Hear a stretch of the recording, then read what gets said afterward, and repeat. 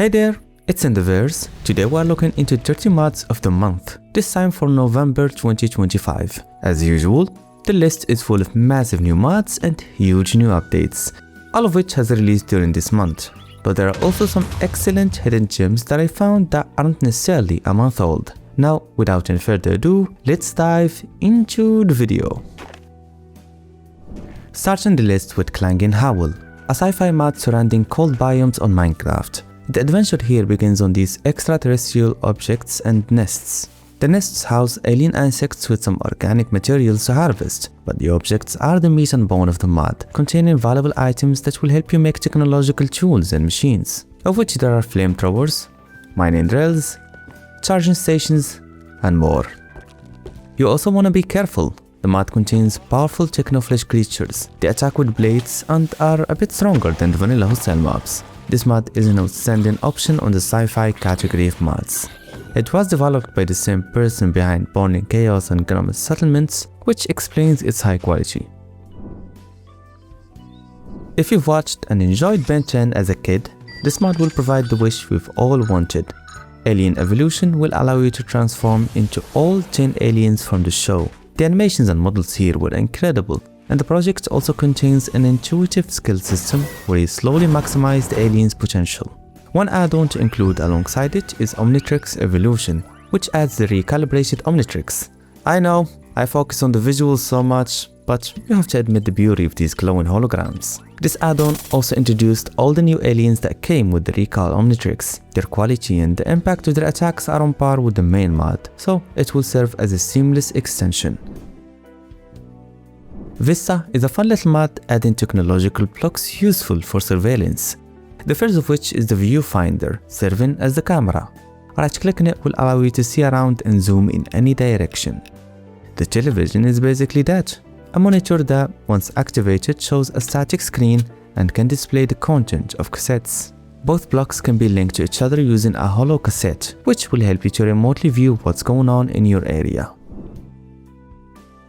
Subtly Dungeons is quite loyal to its name. It added very small features from the Minecraft Dungeons game, things like tents that will help you sleep without resetting your spawn point, turning all campfires into unlit variants that need sticks to ignite, different new foods to taste, and subtle camera shake effects for more immersion. To enjoy ModPacks more, it's better to add friends who would tag along, whether you want to play something as simple as Couple Moon ModPack, or you are in the market for something bigger like Prominence or better ModPack. Pine hosting will make your 2 weeks phase as enjoyable and hassle-free as possible. For starters, you can install any ModPack on both CurseForge or ModRent with the click of a button. Pricing is also quite flexible, as you can start with as low as $3 per month. In addition, you could use my code ENDER to get a 30% discount, which would be plenty helpful for big payments. The server's computers are so fast you'd never have to worry about lag and delays, whether it's interdimensional travel, fast movement, or many entities cramped in one space. The performance will always remain stable. I'm able to do this as a full-time job and thus consistently upload more high-quality videos thanks to you guys and to sponsors like Pine Hosting. By using the service, you also get my guarantee. If something happens, I can contact the owner directly. This mod adds small dragon pets to hatch and tame. Dragon eggs can be found on most temples and dungeons, which allows you to enjoy your very first dragon pet early game. The egg can be hatched simply by placing it on top of a heat source. You will know it's working when the egg begins shaking and smoke starts to form around it. Once hatched, the dragon will come out disobedient. You must feed it raw chicken or raw rabbit for it to be your pet. Tamed dragons will defend you ferociously, as they can shoot fireballs with special debuffs based on what kind of dragon you hatched. My only suggestion for the author would be to make the dragon smarter. Instead of colliding with the mobs and dying, they can fly up and shoot the mobs from afar. That will preserve them for much longer. Dragon mods are rare, and luckily we have another one coming up on this very list. Punchy is a mod adding first-person animations to Minecraft. The mod is still new. What it featured as of the time of uploading this video are melee and ranged combat animations, eating animations, the animations for harvesting any kind of raw materials, diving and swimming animations, which are my favorite, and the most recent one, physics for buckets when paired with fresh buckets pack. This mod is clearly not as smooth as Hold My Items mod or Locomotions mod, but with enough work, Punchy can turn into something truly remarkable. I wish the author luck, and I'm grateful for what they did so far. Next up we have a mod that adds special perks to trims based on the material used. My favorite perk is the Shattering Resilience. Once you trim your armor with diamond, it will shatter and knock back enemies if you receive lethal damage, giving you just enough time to run away and recover. The author developed the mod extensively. Each material features a special perk, so try it out and see what kind of effect your armor trim ends up giving you. Before we move on, I would like to mention a bug with the netherite trim. Once you equip a full set, you just can't walk. Hope the author looks into it. The other dragon mod I've talked about is Choup's Drakvyrn. It added a few dragon species to fight and tame. You'll find each dragon dwelling around their own nests. The only tameable species as of now is a Drakvyrn. You don't tame it per se, instead you must kill it and hatch the egg it drops. The hatching process is quite simple and easy. You surround the egg with 4 flames on the nether, wait a few minutes, and a baby Drakvyrn will appear. Feed it meat on a stick while wearing an ancient ring and it will become your pet. Feed it a little more and it will grow into an adult rideable dragon. The dragons here are very fun to ride. You may also fight mobs with them as they can shoot fireballs. The author also included plenty of armors, weapons, and tools crafted from the dragon's scales, much like ice and fire. The mod was recently updated to include new species and better animations. I'd only suggest for Choup to enhance the key binding. Right now, all the keys are jumbled up. This is a mod surrounding the game Subnautica and is meant to be played on a custom map. The map utilizes a lot of the mod's content to form underwater biomes. It also features awesome terrestrial features such as icebergs. The author designed most, if not all, the equipment from the game, including sea tracks, scuba gears, flashlights, and more. The exotic and fictional marine life from Subnautica is also here. And of course, the Leviathan was not neglected and is designed with care. The author mentioned that this mod requires at least 2 or 6 players, so grab a server and roleplay Subnautica with some friends. Just Another Witchery Remake is a mod that came to resurrect a 10+ years project. The project added over 90% of the content from said mod, including immersive rituals for various purposes, different new blocks for decoration and alchemy, different new clothes with special perks, new potions and special brewing processes to prepare them, new mobs to encounter, plus a lot more. It's very refreshing to see a 10-year-old mod getting resurrected, all thanks to Mr. Cerner and Anativka. Excellent work, guys. LTX is another sci-fi mod, this time all about weaponry and machinery. The added firearms range from pistols for quick shooting, explosive weapons, some even featuring homing projectiles, automatic weapons for quick annihilation, and more. There are also turrets specialized in extermination threats. They are most effective against phantoms, wiping out large packs in moments. The mod is quite thorough. Each firearm and turret I have showcased require a considerable amount of work to assemble and power. But that's what makes a mod enjoyable. The journey itself, not the end. Paleo ages add 4 species of dinosaurs. One is big and strong like the Allosaurus, but the majority of them are small and weak. The author hasn't yet developed a taming or farming functionality for these creatures, but they can still help you energize your fauna if prehistoric life is what you're after. Another animal mod on the list is Capybaras Plus, obviously adding said mammals to Minecraft. You can find them on the swamps and the mangrove biomes. To tame a capybara, you must feed it sugar canes, after which it will be your pet and you can order it to sit or follow you. The author also designed some lovely hats and protective armors for the capybaras. You may also kill them for their fur, which can be crafted into carpets.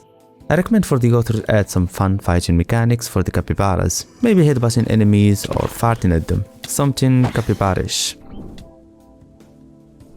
The legendary Monsters author has been cooking an incredible new boss these past couple of weeks. The update isn't out yet, but here's a little breakdown of the Obliterator. This new boss never runs out of attacks, mostly ranged and nuclear. The obliterator also teleports very frequently and can sometimes shadow punch you, so be careful even when he's far away. This boss is also quite furious in his attacks. You will find it quite difficult to dodge his laser beams and sucker punches, even with mods like parkour, so prepare lots of golden apples. You will need them.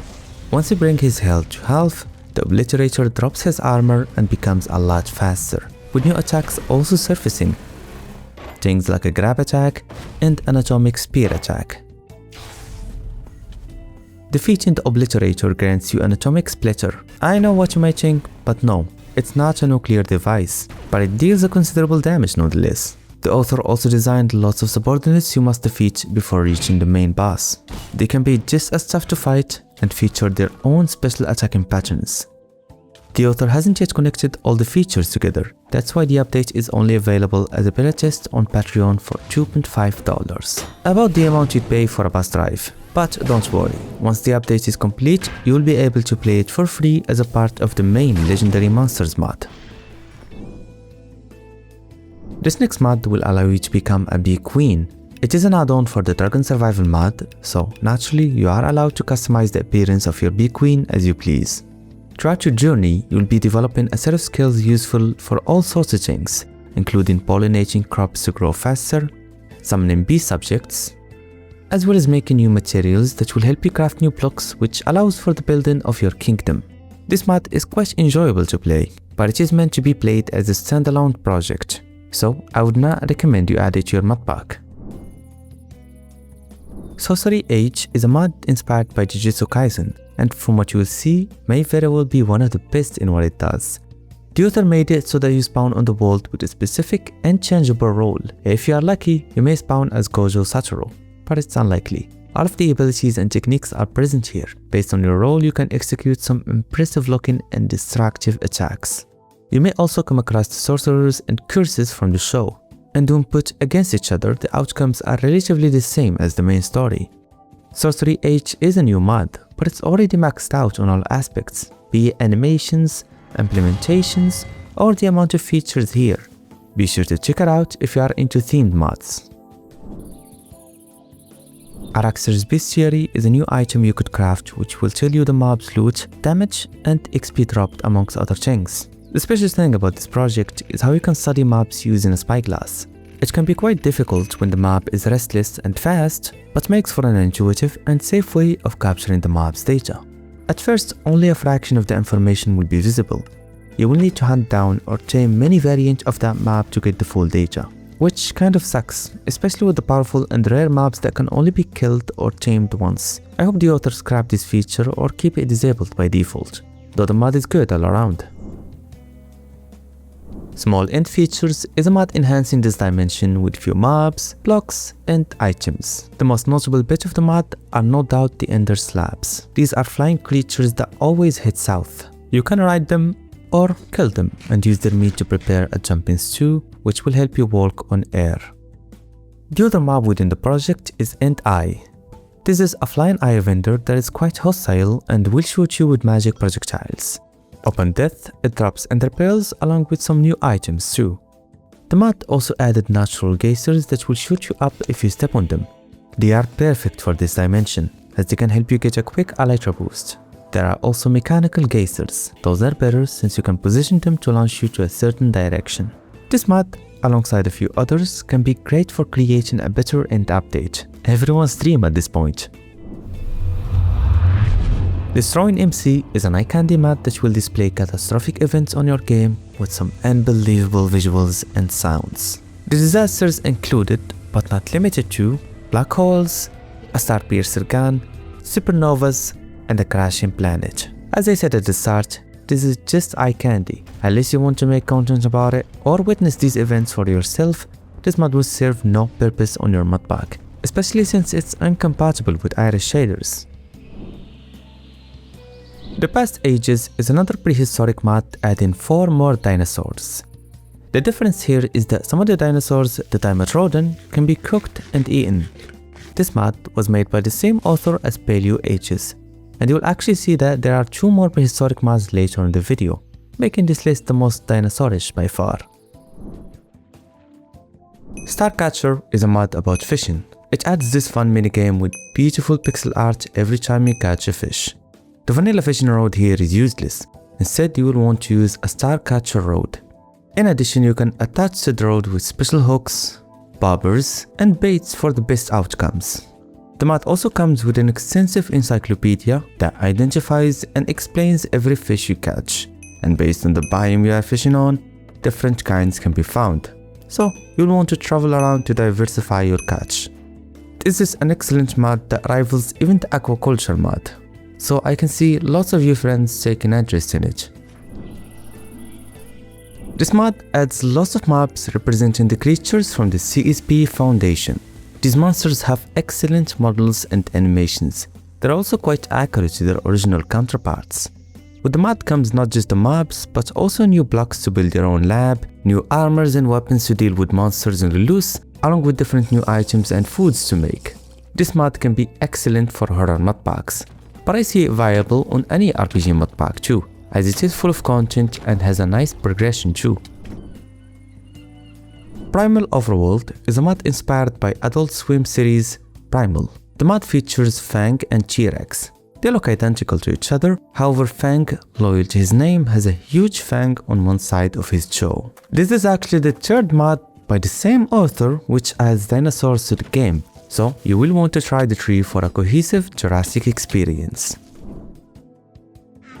Conveyor belts is a mod that will help you quickly transport massive amounts of items from one container to another. The conveyor belt itself looks incredible, with a nice animation and a beautiful model too. This belt is also quite flexible. It bends and twists based on the destination in between the two containers. If the receiver is full, the items will visibly come to a halt and stop moving, which is a nice realistic feature. The belt and the chute are quite easy to make, and they move items one stack at a time. This mod is available for either mod loaders and working on 1.1 and 1.1, a version that is becoming more and more mainstream, so I reckon many of your friends will find it useful. This mod managed to add firearms, automatic weapons, and shotguns that fit the vanilla game. The firearms here have simple models. They also feature different handling animations based on the weapon. In terms of functionality, the shooting is quite satisfying and the damage is very balanced. The ammunition is quite easy to craft and you may attach spyglasses to certain guns, serving as scopes to enhance your aim. My only recommendation for the author is to add the possibility of attaching the spyglass to the musket. It is practically a sniper, so why not add a scope to it? Cheesus is a mod all about cheese. It allows you to make this food through filling up these mud containers with milk. As time goes on, this milk will turn into cheese. You can prepare the cheese into different recipes, and you could also age it to produce new variants that will give you special effects upon consumption. I like how the author managed to squeeze so many features from one concept. This has kept the mod simple and made it ModPack friendly. The Mesozoic Empire is the final dinosaur mod on the list. Though it only added one creature, the style here followed the long abandoned Down Era mod. The Dimetrodon can be tamed with raw fish of any kind. You may also equip it with an armor. However, I have to mention it won't help during battle, so the armor is more of an aesthetic feature than a useful component. The author of this mod is planning to release 8 more mobs. I followed them on Modrent and I will be sure to keep you guys up to date when you do post a new update.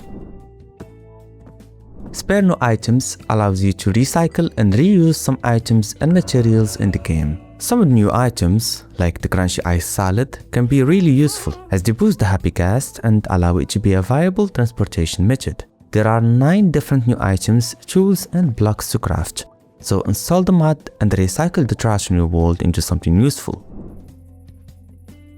RoadWeaver is a new project that connects structures with paths, and while we have mods like countered settlements roads, the special about this mod is that it predicts the paths based on the seed.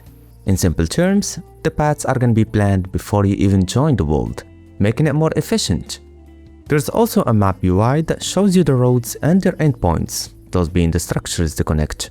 This mod is quite innovative and promising, and I hope the author adds mod compatibility, though stabilizing the project will do for now. And the final mod on the list, also the most recent, is the Realm RPG Treasure Balloons. As the name implies, you'll often come across treasure balloons that you can shoot and loot. The balloons can be common, legendary, rare, or random. The tiers are indicated through the color of the balloon. I love the idea of this mod. It's a nice way of receiving rewards for your aim, as it takes skills to shoot and move in small targets such as these balloons. We had a cocktail of mods during last month's wrap-up, from vicious boss fights, unexpected mod resurrections, and awesome new projects with tons of potential. Check it out in case you haven't. Also, thanks to Pineholzern for sponsoring this video. Be sure to check out their services if you want to start a modded server.